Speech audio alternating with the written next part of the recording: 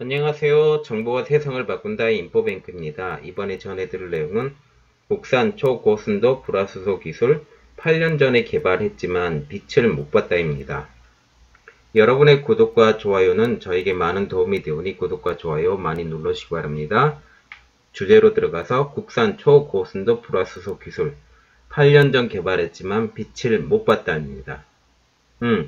그림 하나 보여드릴게요. 이게 뭐냐면 반도체 공정용 초고순도 불화수소 제조 국내 특허의 개요해서 이게 자료로 제가 보여드리는 거거든요. 특허명이 초고순도 불화수소 제조 방법 특허 출원 2011년 7월 공개일이 2013년 1월 특허 내용은 고순도 불화수소에 과산화수소 등 반응제를 넣고 초음파 진동을 통해 불순물을 걸러내는 기술, 이것에 대해서 설명이 나온 거고요. 이거는 특허청에서 나온 그 특허 내용입니다. 그래서 출원 번호가 뭐 10-2011-0070-116 이렇게 해서 나왔거든요. 그래서 다른 거는 다 지웠고 특허권자가 CMB 산업 이렇게 나와 있는 거고요. 제가 이걸 키프로스에 들어가서 직접 확인해 봤는데 있더라고요. 있어서 그거에 대해서 정확하게 다 올려드릴까 했더니 다른 데 나온 그림이 있어서 이걸 올려드렸습니다. 이게 8년 전에 초고순도 불화수소 개발을 했는데 금산에 위치한 CMB 산업에서 개발을 했습니다. 반도체 초고순도 불화수소 기술을 개발한 건 2011년, 특허 출원은 2013년. 그래서 이번에 그 일본의 수출 규제가 일어났었잖아요. 그래서 수출 규제가 일어나면서 여기 CMB 산업회의실에서 23일 날 토론을 했거든요. 6년 전 취득한 초고순도 불화수소 특허 출원서를 내놓고 난상 토론을 했습니다. 주제로는 초고순도 불화수소에 상용하고 결론이 났어요. 어떤 결론이 났냐면 6년 전과 같이 불가라는 결론이 나왔거든요. 이렇듯 불가를 선언한 이유가 있겠죠. 왜 불가를 선언했냐면 이 회사 대표인 김모 대표가 이렇게 말했어요. 우리 기술은 자신이 있다. 그런데 비용과 높은 진입 장벽 때문에 그때도 지금도 불가라는 겁니다. 이 회사는 매출이 100억 원 남짓한 중소기업이거든요. 그렇기 때문에 자체 상용화는 불가능합니다. 즉 판로가 확실하지 않으면 생산시설 구축이 불가능하다는 거죠. 이 불가선언이 의미하는 게 있습니다. 어떤 걸 의미할까요? 국내 산업 생태계의 허술한 상생구조가 소재 부품 산업 경쟁력에 발목을 잡는다는 것을 의미하는 겁니다. 그러면 그들이 만들었다는 불화수소의 성능을 한번 알아보겠는데요. 불화수소에 있는 수십 가지의 불순물 비중을 10억분의 1까지 걸러내는 기술이 특허의 핵심이었습니다. 불화수소는 우리가 식각에 많이 쓰인다고 알고 있잖아요. 여기서는 이 불화수소는 어떻게 됐냐면 여기 불화수소에 소량의 과산화수소를 넣고 이것을 초음파로 쏴서 걸러내는 겁니다. 이 걸러낼 때 가장 힘든 비소의 접착을 활성화해서 제거를 해서 순도를 아예 높여버리는 거죠. 즉 초음파 진동기를 활용해서 사용을 하는 거죠. 거기에 과산화수소를 넣고 이렇게 되는 겁니다. 그리고 여기서 만들어지는 불화수소의 순도는 어떻게 되냐면 일본이 수출 규제하는 순도는 99.999% 59이죠. 특허 내용에서 이곳의 순도는 99.9999999 말하자면 109의 순도를 가지고 있다고 합니다. 불화수소를 7번의 실험을 통해 정제를 하는 거죠. 이렇듯 묵혔던 특허를 다시 꺼내든 이유가 있을 거예요. 왜 꺼내들었냐? 최근 일본의 수출 규제로 고순도 불화수소가 주목되어서 이번에 꺼냈는데도 불구하고 한번 해볼까 고민하다가 결국은 못하게 된 거죠. 이렇듯 상업화의 타진을 위해서 한번 꺼내봤는데 정말 애석하게도 이 기술이 사장된 이유가 있어요.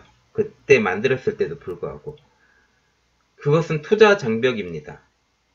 초고순도 불화수소의 생산 판매를 위해서 공장 건축도 필요하고 고가의 분석 장비도 필요해요. 그런데 이것 등을 구비해야 되는데 이것들을 구비할 수가 없어요.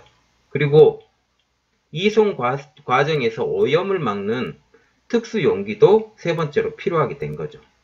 이것들은 모두 다 고가 장비입니다. 이것을 다 구비를 하려면 수십억에서 100억 정도 이상까지도 설비 투자가 필요하다라는 거죠. 그리고 두 번째로는 척박한 산업 생태계입니다. 초고순도 불화수소를 필요로 하는 기업이라도 당장 제품을 쓸 수가 없어요. 왜 그러냐면 적용을 해보고 이게 맞는지 봐야 되고 그런데 시간이 많이 걸리죠.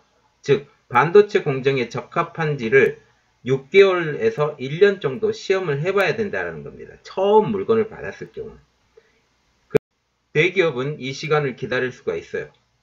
실패하더라도 충격이 적죠. 그런데 중소기업은 향후 판매가 불분명한 제품에 투자하기가 어렵다라는 것입니다.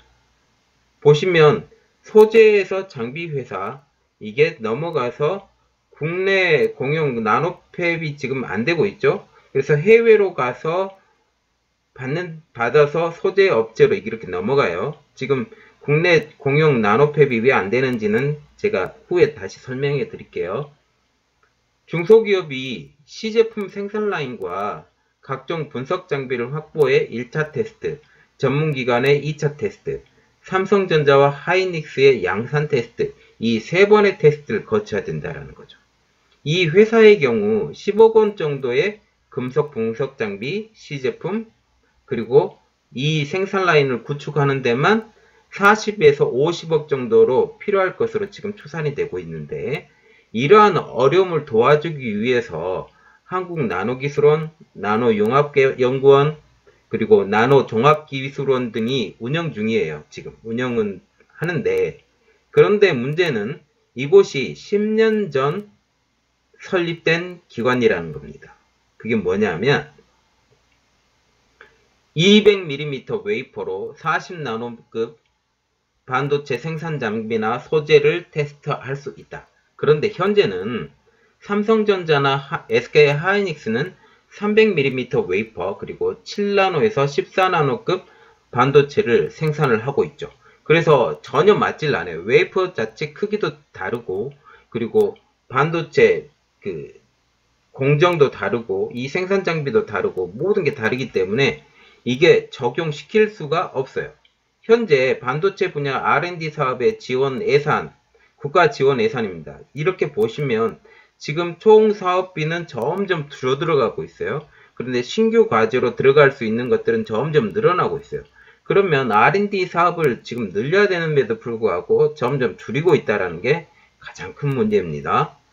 중소기업에서 활용할 수 있는 테스트 장비는 아까 보셨다시피 10년에서 15년 전 수준으로 정체되어 있어요. 산업통상자원부가 반도체 분야에 투입하던 연구개발 예산도 지금 줄은 상태입니다. 2010년도에는 1100억 원을 투자를 했다면 2017년에는 300억 원밖에 투자를 안 해서 완전히 쪼그라든 상태입니다. 현재 장비 업체 중 300mm 웨이퍼를 대응할 수 있는 곳은 66개 업체 중 단 4곳밖에 없습니다. 그런데도 불구하고 이곳에서도 기초 특성 평가밖에 할 수 없는 입장입니다. 삼성전자와 SK 하이닉스가 원하는 부품 평가는 전혀 아예 하지 못해요.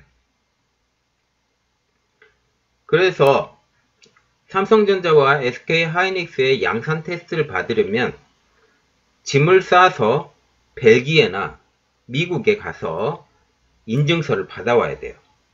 거기서 인증서를 받으면 그때가 300mm급, 그 다음에 7에서 14나노급 이런 정도의 그 테스트를 받아볼 수 있다는 거죠.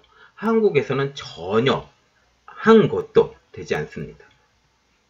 엄근영 성균관대 신소재공학부 교수님이 이렇게 말씀하셨는데요. 반도체 소재 장비의 국산화율을 높이려면 300mm 기반의 전후 공정과 분석 시설을 갖춘 1차 테스트 베더가 필요하다.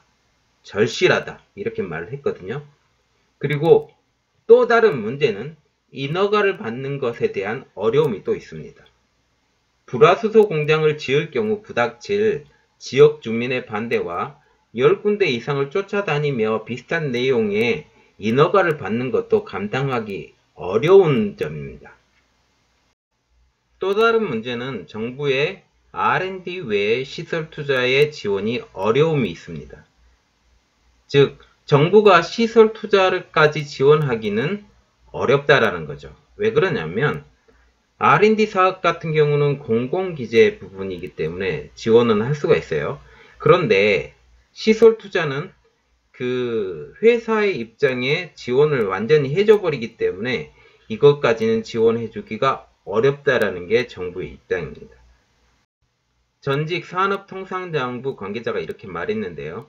대기업이 중소기업과 상생하지 않았던 근본적 한계가 일본의 수출 규제라는 사태가 불러온 게 아닌가 싶다라고 지금 얘기를 하고 있습니다. 우리가 생각해보면 지금까지 중소기업과 대기업이 상생하지 않았고 좋은 물건이 만들더라도 그걸 적극적으로 쓰려고 생각을 해야 되는데, 물론 그 기업 입장으로는 좋은 제품을 분명히 써야 돼요.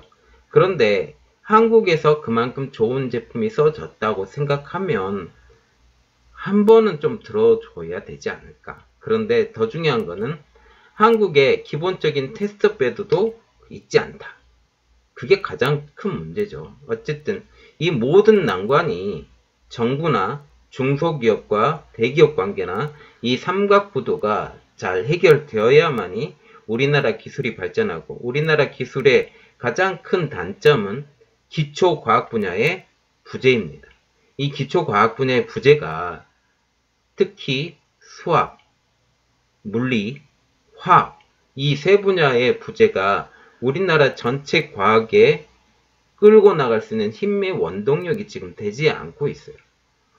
그래서 이 부분에 대해서 우리나라가 획기적인 방법이 있지 않은 한 여기서 더 크게 성장하는 것은 많이 어렵지 않을까, 그런 생각을 좀 갖게 됩니다. 어쨌든 더욱더 발전한 우리나라, 그리고 일본을 능가할 수 있는 우리나라, 그리고 세계 속인 우리나라가 되기를 바라며, 우리나라의 큰 선전과 코리아 퍼스트가 될 수 있도록 기원하는 인포뱅크가 되도록 노력하겠습니다. 감사합니다. 오늘 내용은 여기까지였고요. 저희 내용이 좋았다면 구독과 좋아요 눌러주시기 바랍니다. 감사합니다.